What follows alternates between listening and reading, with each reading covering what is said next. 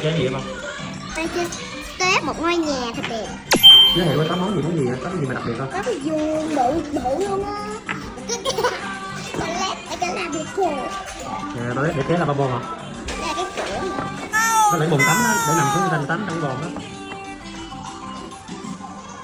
Có cái tivi nữa hả?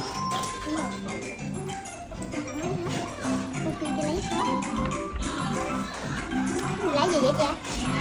Đây là cái tủ bếp. Bếp. Bây giờ em bé sẽ có một thử thách là để tất cả những cái đồ nội thất này lên trên cái giường này được hết là người chiến thắng. Bắt đầu.